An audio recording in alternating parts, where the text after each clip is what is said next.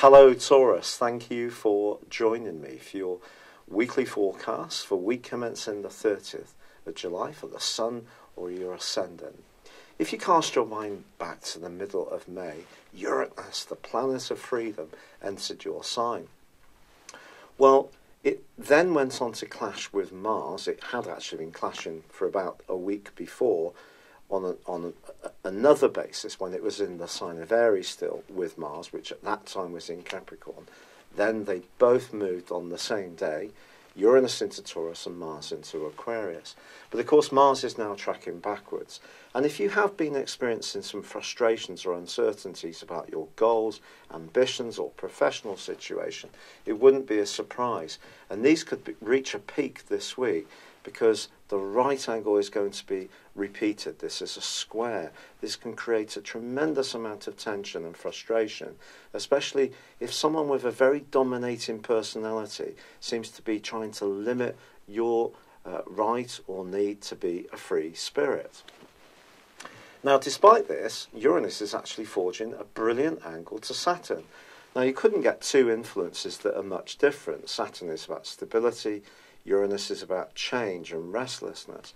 But actually they're working really productively together as well. So ironically, an openness to new ideas, higher education, fresh approaches to situations can actually be very good for you.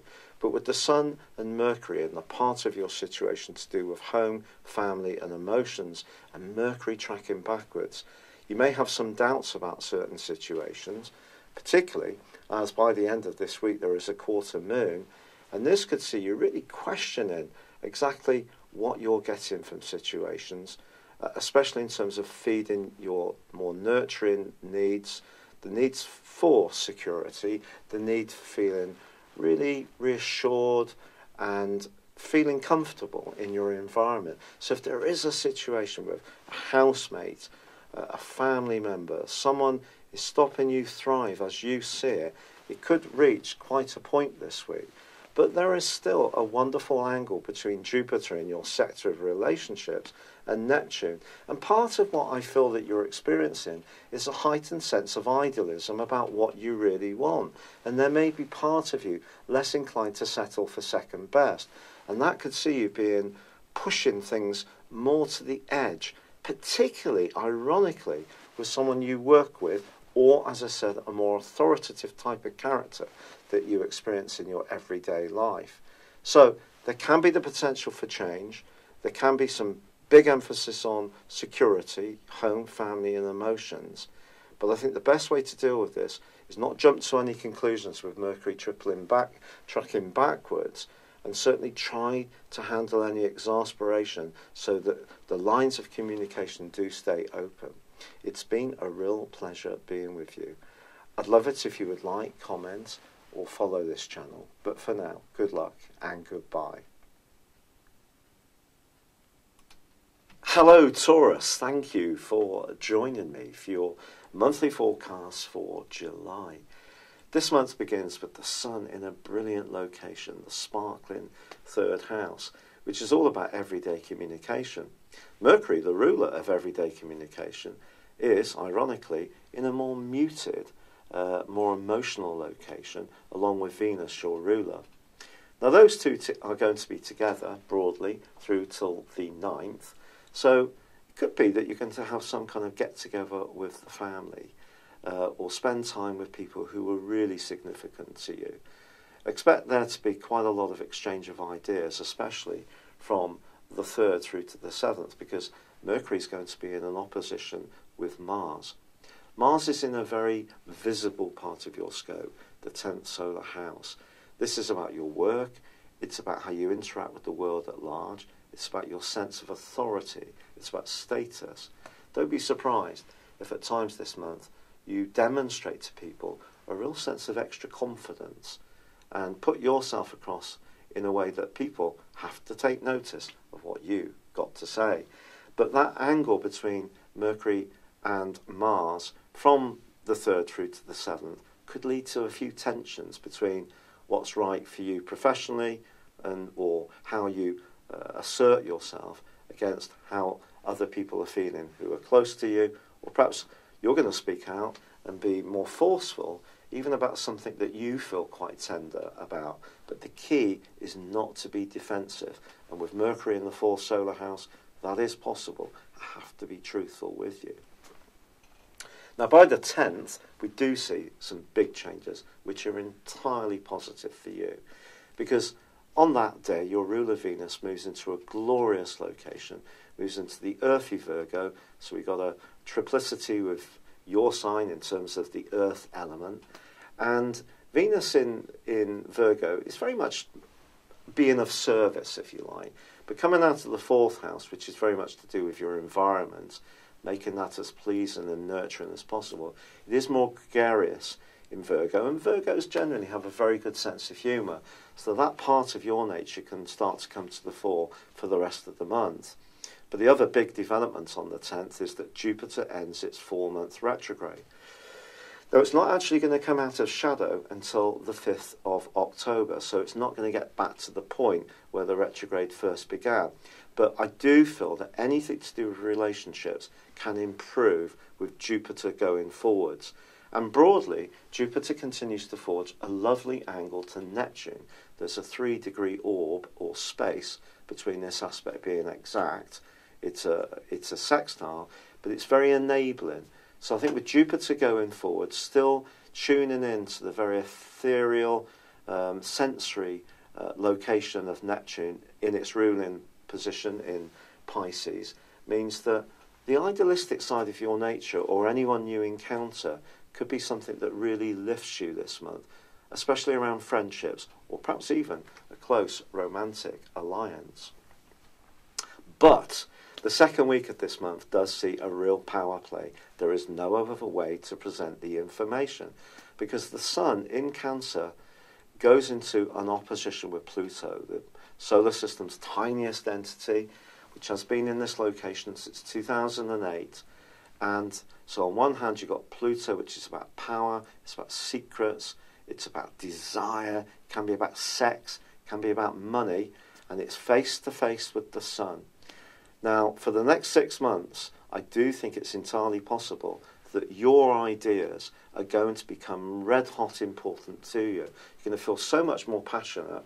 Whatever it is that inspires you, you're going to be out there interacting with people, learning more information.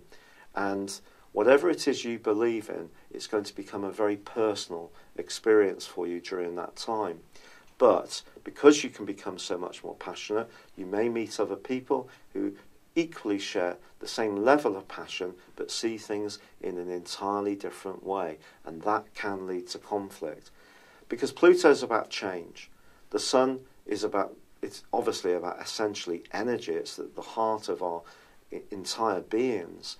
But it's also about us tuning into our ideas and our belief systems in the third house.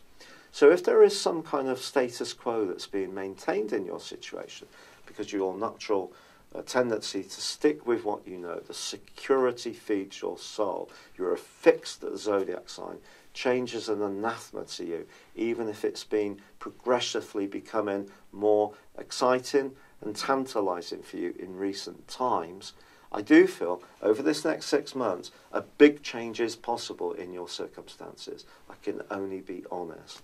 It could be that you're just going to start to think about life in an entirely different way.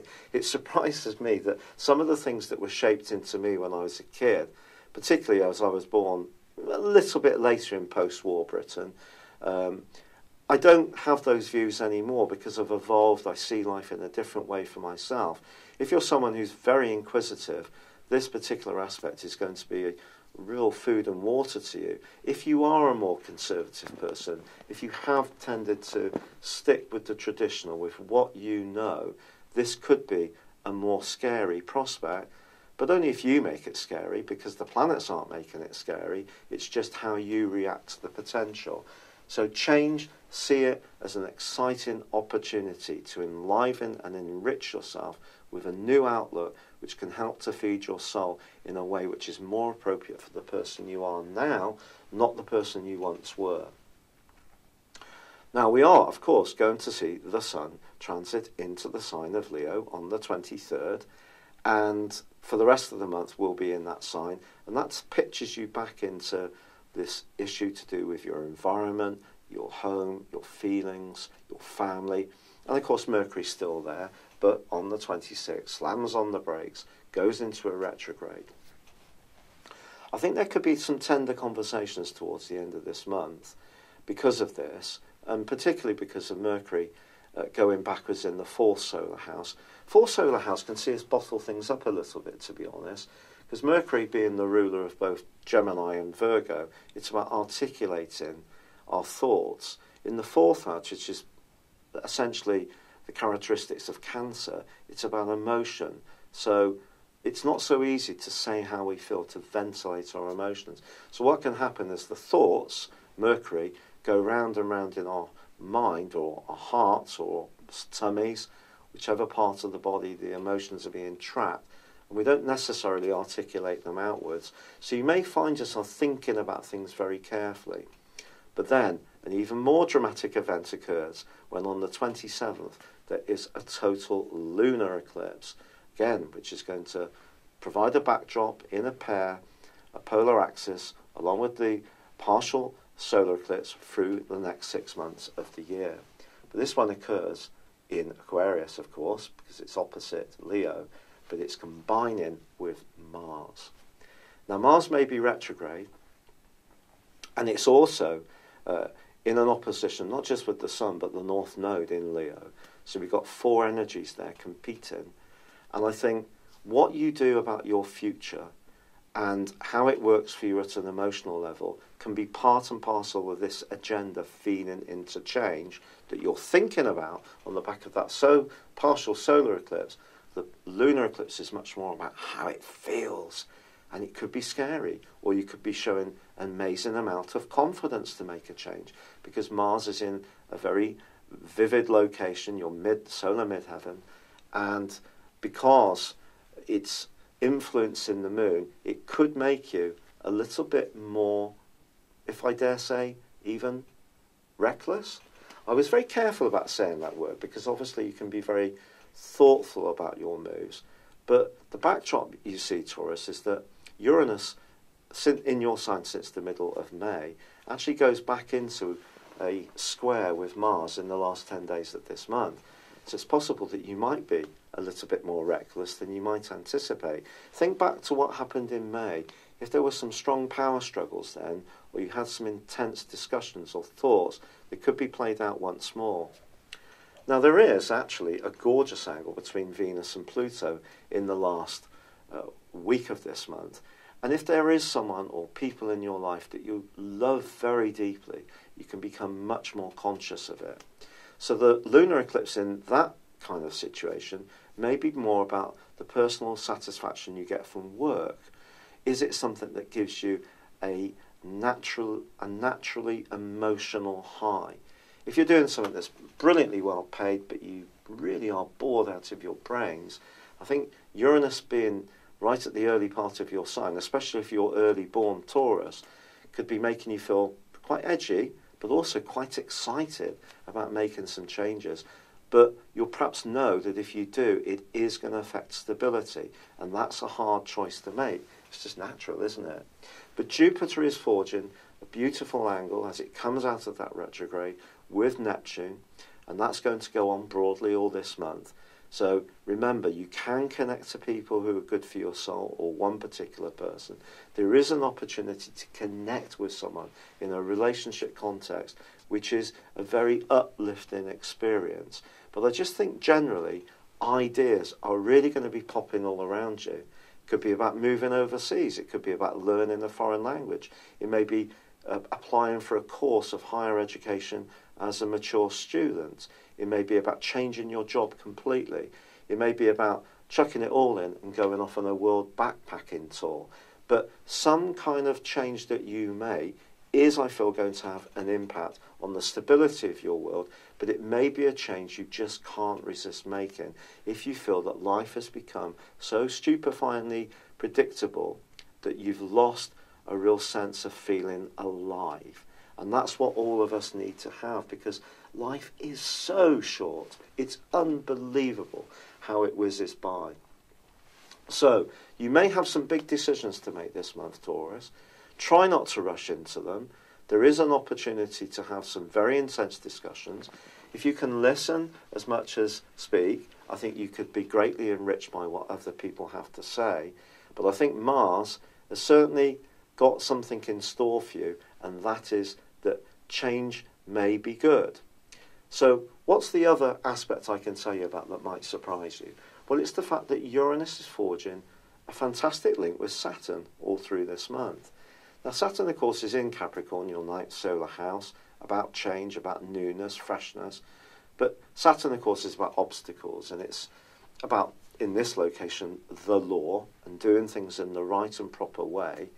But with Uranus in your sign, I think if you're directing some kind of growth in your situation, some kind of expansion, but in a way which is well thought out and organised, so you're not just pitching into it without a great deal of reflection, and you're doing your research, any changes you make could work, and they really could bring your life alive with a mixture of spontaneity, but creating a new stability, but in a different kind of way or context.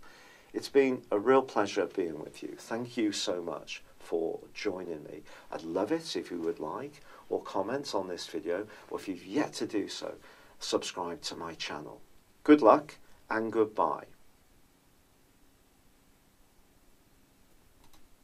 Hello, thank you so much for watching my video. I'd love you to join me at my Horoscope Ace app. You can find this at www.horoscope-ace.com. You can use it through Android, iOS, Apple or Facebook. Check out your ascendant or your moon sign, or download your free birth chart. There's all your favourite videos, plus there are daily, weekly, monthly and yearly horoscopes for general, love, Chinese and Indian astrology. If your passion is tarot, there's my brilliant 3-card money or love tarot readings too. And it's all there at www.horoscope-ace.com. Thank you.